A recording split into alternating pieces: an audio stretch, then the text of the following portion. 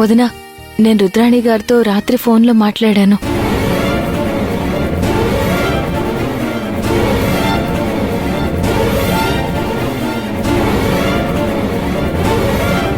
ఆ విషయం రాత్రే చెప్దామనుకుంటే మాధవ్ ఇంత రాత్రిపూట ఎందుకులే అన్నాడు. అందుకే రాత్రి చెప్పలేదు. ఏముందమ్మా చెప్పడానికి? మళ్ళీ ఏదో అనుకుంటుంది అంతేగా. లేదు మావయ్య గారు, శౌర్యని కోడలుగా ఒప్పుకోవాలంటే ఇల్లు కావాలని అంది కదా. ఇది ఉమ్మడి కుటుంబం, అందరి కలిస్తేనే కాని నిర్ణయం తీసుకోలేము.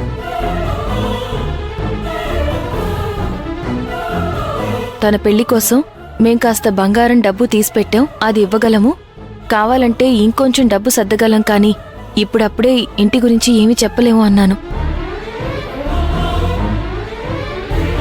తను కూడా చెల్లెల మీద అన్నలకి ఎంత ప్రేముందో చూద్దామని అడిగానే కాని నాకు మాత్రం ఎందుకు, నాకు లేదా ఆస్తి అంటూ మాట్లాడింది.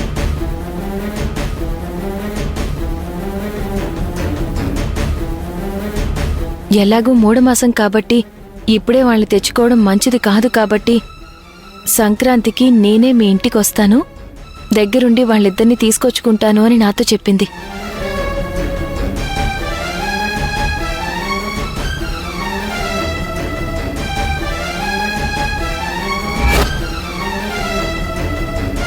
వాళ్ళొస్తే అందరం కలిసి సంతోషంగా సంక్రాంతి జరుపుకుందాం.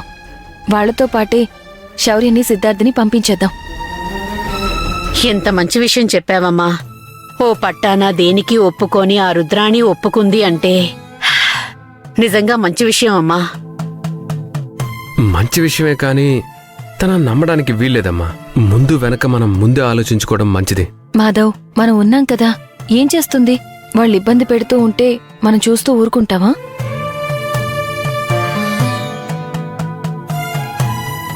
ఏంట్రా అంత మంచి వార్త చెప్పినా కూడా ఏం మాట్లాడవు?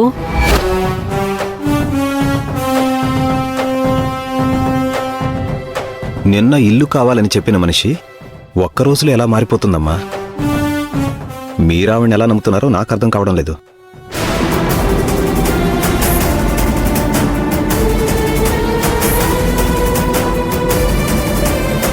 రే, మన మీద కోపం ఉండొచ్చు గాని ఇక్కడుంది తన కొడుకు. తన మీద ప్రేమ ఉండొచ్చు కదా, ఆ ప్రేమతోనే ఒప్పుకుందేమో. ఆకలిస్తే కన్న బిడ్డల్ని మింగేసే పాముకి ప్రేమ ఉండదక్క. రుద్రాణి కూడా అలాంటిదే. తన మనసులో ప్రేమ ఉంటుందని అనుకోవడం మన పొరపాటు. అదేం లేదు బావగారు, మా మమ్మీకి నేనంటే చాలా ఇష్టం. నీ మీద ప్రేమ ఉండొచ్చు సిద్ధార్థ్, కానీ మా చెల్లెల మీద మా మీద కోపం ఉంటుందిగా. ఒకవేళ భూమి చెప్పినట్టు ఇంటికొచ్చి మిమ్మల్ని తీసుకుని వెళ్ళినా మా మీద కోపాన్ని మా చెల్లి మీద చూపించదని నమ్మకమే ఉంది.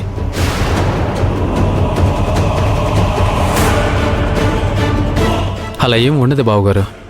శౌర్య బాధపడితే నేను బాధపడతానని మమ్మీకి బాగా తెలుసు. నేనుండగా శౌర్యాన్ని బాధ పెట్టదు. బాధ పెడుతూ ఉంటే చూస్తూ నేనెందుకు ఊరుకుంటాను?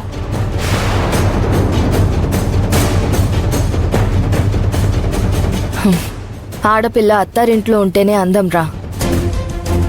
సరే, ఆవిడే సంక్రాంతికొస్తాను, దగ్గరుండి పిల్లల్ని తీసుకెళ్తాను అన్నప్పుడు ఇంకా దాని గురించి ఆలోచించాల్సిన అవసరం ఏముంది? అవును రాఘవ, తనంతట తనే వస్తానని చెప్పిందంటే ఏమో ఆలోచించి మనసు మార్చుకుందేమో.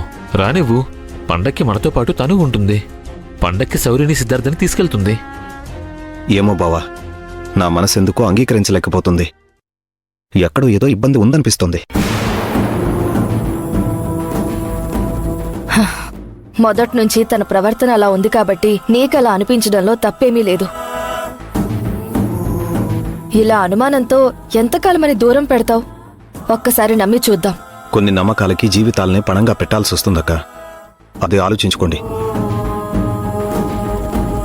అన్నయ్య, శౌర్యకి ఏ కష్టం వస్తుందో అన్నదే నీ బాధ.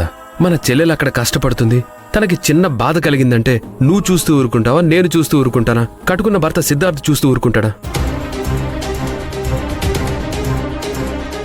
తనంతట తానే వస్తానని చెప్పినప్పుడు కాదనడం మంచి పద్ధతి కాదేమో. ఒక్కసారి ఆలోచించు.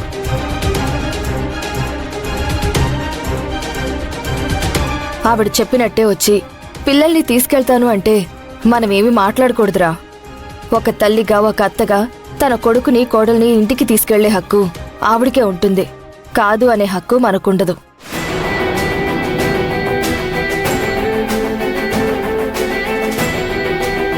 సరే అక్క, మీ ఇష్టం.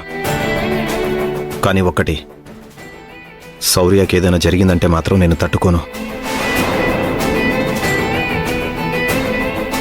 వాళ్ళ కోపాలు ఏమైనా ఉంటే మగపిల్లలు మా మీద చూపించాలి, అంతేకాని ఆడపిల్లల మీద చూపించాలని ప్రయత్నిస్తే మాత్రం ఆ రోజు నేను ఎవరి మాట వినను.